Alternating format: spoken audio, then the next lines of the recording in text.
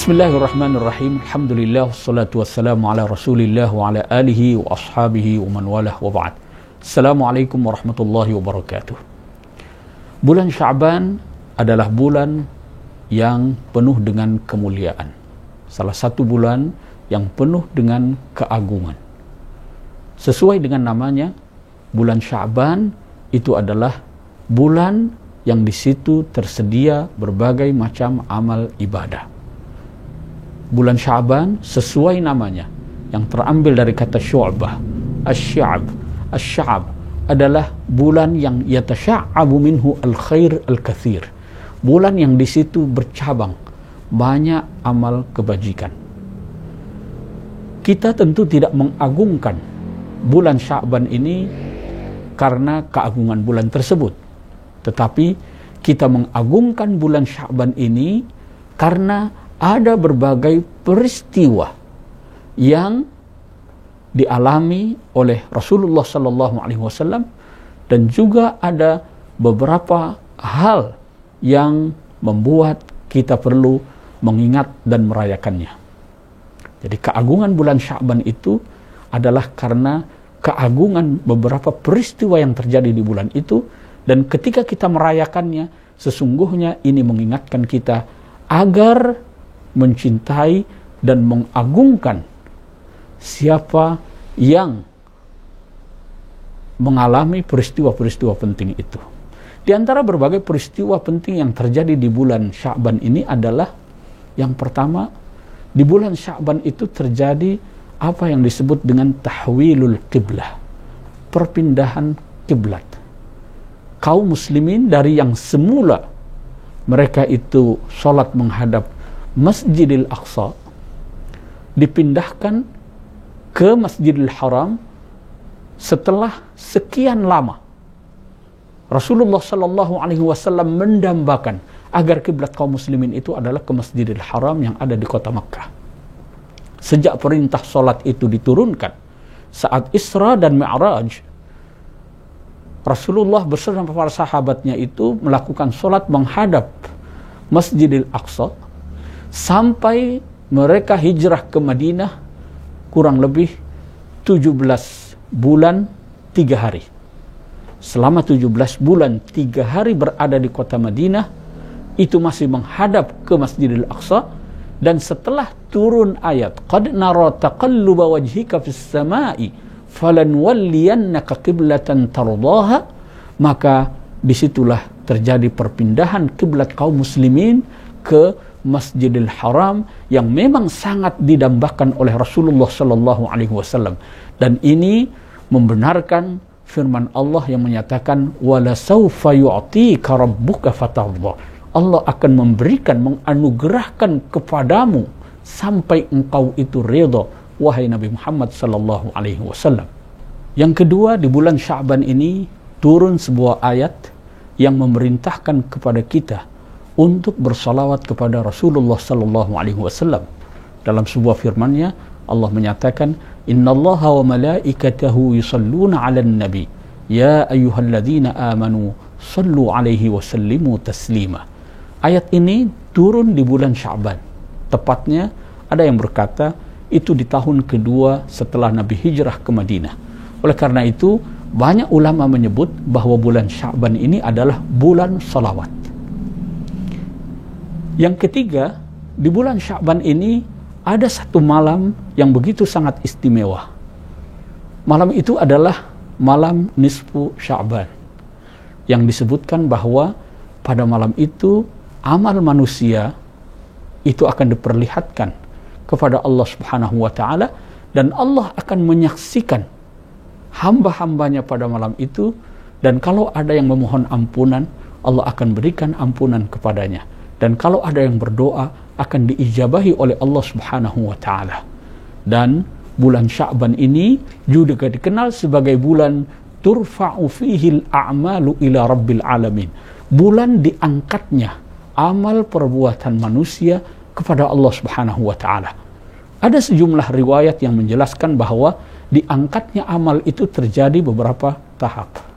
Ada yang sifatnya tahunan, yaitu di bulan Sya'ban. Ada yang sifatnya mingguan, yaitu di hari Senin dan Kamis. Oleh karena itu Nabi anjurkan kepada kita untuk berpuasa sunnah di hari Senin dan Kamis. Karena di 2 hari itulah amal manusia itu diangkat kepada Allah Subhanahu wa taala. Dan ada yang bersifat harian. Yang bersifat harian itu adalah di pagi hari dan di sore hari. Sehingga malaikat malam itu dia akan naik memperlihatkan apa yang dilakukan oleh seorang hamba pada malam hari, dan malaikatun nahar itu akan membawa amal manusia pada awal malam untuk diperlihatkan kepada Allah Subhanahu wa taala. Tentu peristiwa ini bukan berarti Allah tidak mengetahui apa yang dilakukan oleh hambanya, tapi itu hanya menjelaskan kepada kita bahwa ada waktu-waktu tertentu yang bisa kita manfaatkan untuk memperbanyak ibadah, terutama saat amal kita diperlihatkan kepada Allah Subhanahu wa taala.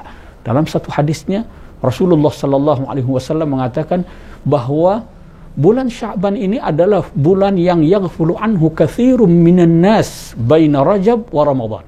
Bulan Sya'ban ini adalah bulan yang sering dilalaikan oleh orang.